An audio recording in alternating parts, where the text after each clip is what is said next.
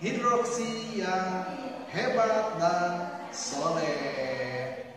Hari ini masih bersama Pak Yanto di Inspirasi Pagi. Tentunya pada pagi ini ada kisah-kisah inspirasi yang bisa kita ambil, yang kita bisa contoh, terutama berkaitan dengan kisah Rasulullah SAW.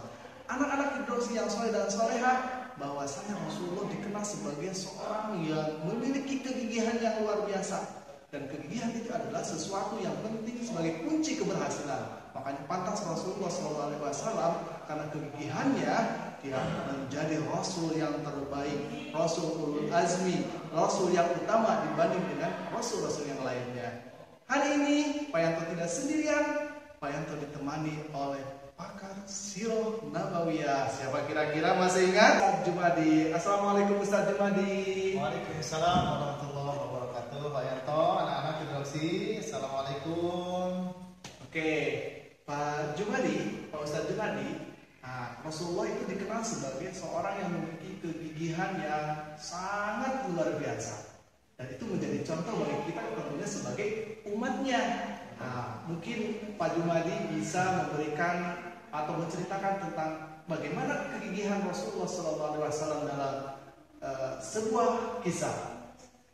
Ya, alhamdulillah ya, Pak Yanto dan juga anak-anak hidroksi, bahwa Rasulullah ini adalah panduan kita semua ya, sehingga beliau juga mencontohkan kepada umatnya bagaimana umatnya itu harus gigih. Nah, kita lihat dalam peristiwa ketika Rasulullah diberikan gelar As-Shadiq Al-Amin. As-Shadiq Al-Amin ya. Anak-anak hafal ya apa artinya? Ya, Pak Yanto tahu kan ya? Ya, itu orang yang jujur dan terpercaya. Rasulullah sama sekali tidak meminta ya diberikan gelar tersebut, tetapi gelar ini diberikan kepada Rasulullah ini karena kegigihannya. Rasulullah emang di masa mudanya itu berbaur dengan masyarakat, ya, sehingga kalau misalkan ini ya, jadi sepertiga itu diumpamakan sepertiga penduduk Mekah itu pernah dibantu oleh Rasulullah. Masya Allah. Kemudian sepertiganya lagi itu pernah bekerja sama. Kemudian sepertiganya lagi itu pernah berinteraksi. Jadi Rasulullah itu dikenal oleh masyarakat Mekah.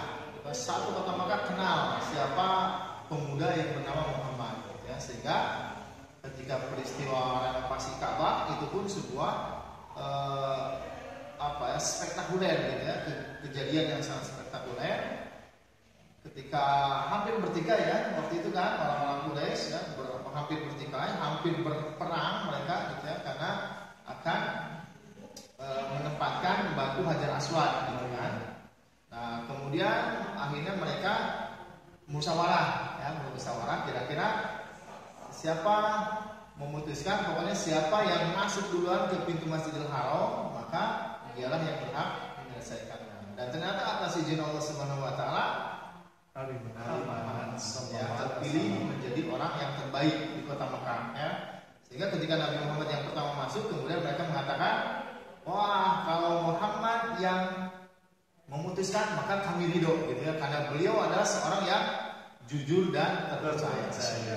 Dan tentunya mereka menggelar ini karena mereka melihat bagaimana kegigihan Rasulullah gitu ya. Mereka berinteraksi dengan masyarakatnya, membantu masyarakatnya ya, jadi tidak hanya diam di rumah tetapi berinteraksi gitu ya, sehingga semua orang mengenal siapa pemuda yang bernama Muhammad. Masya Allah. Ya, luar biasa anak-anak. Itulah sepenggal kisah bagaimana Rasulullah SAW memiliki kegigihan yang sangat luar biasa. Tentu saja bagi seorang muslim kita harus mencontoh apa yang dicontohkan oleh Rasulullah SAW. Ya, ada satu lagi. Ada satu lagi. Satu lagi adalah kegigihan Rasulullah ketika beliau berdakwah. Ketika karena tugas Nabi Muhammad ini berbeda dengan nabi-nabi lain. Kalau nabi lain ya misalkan mereka hanya diutus kepada satu kaum.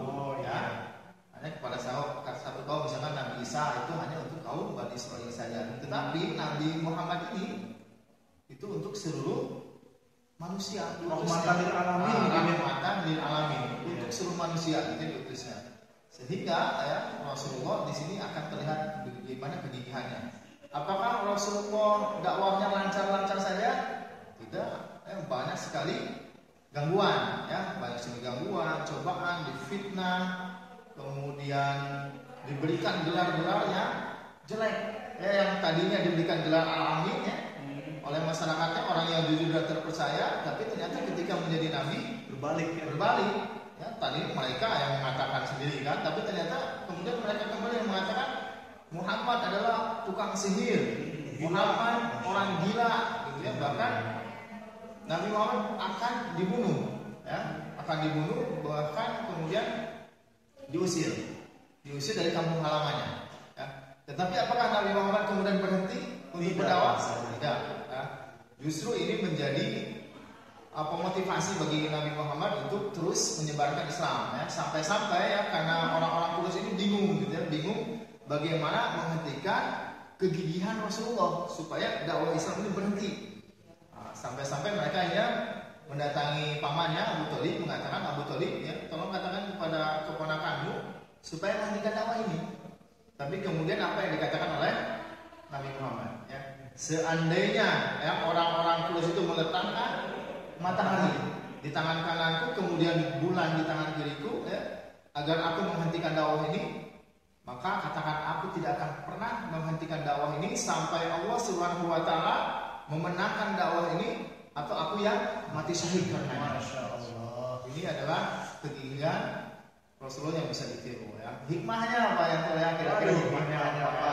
Coba anak dengarkan ya. Apa yang bisa kalian ambil, gitu ya? Kalian pun sekarang sebenarnya kondisinya sedang kurang apa ya, kurang enak ya. Ketika biasa belajar bertemu langsung dengan guru, gitu ya, tiba-tiba harus belajar di rumah. Tetapi ingat, Rasulullah ketika diuji dengan berbagai ujian, dia tidak menyerah, tidak putus asa, ya. Justru mungkin ini juga kesempatan bagi kalian ketika di rumah untuk lebih banyak belajar, ya, lebih banyak waktu di rumah kalian manfaatkan sebaik mungkin, ya, dengan gigi supaya lebih mendapatkan keilmuan yang banyak di rumah, karena lebih banyak waktu di rumah, gitu ya. Mudah-mudahan kalian semua jadi orang-orang yang luar biasa dengan mencontoh Rasulullah, orang yang gigih, ya, yang ulet, ya, kemudian akhirnya sangat banyak. Ya. Oke, masya Allah anak-anak, kita banyak mendapatkan pelajaran dari kisah inspirasi yang tadi sudah disampaikan oleh Pak Ustadz Jumadi. Tentu saja ini bukan hanya sekedar kisah. Ini harus kita implementasikan, kita wujudkan, kita terapkan dalam kehidupan sehari-hari sehingga kita menjadi manusia yang terbaik di saat ini. Dan kalian nanti ketika menjadi dewasa menjadi makhluk atau manusia yang terbaik sebagai cerminan dari Islam itu sendiri. Ya, mungkin itu saja Pak Jumadi. Terima kasih atas kehadirannya hari ini. Ya, kami ucapkan wassalamualaikum warahmatullahi wabarakatuh. Waalaikumsalam.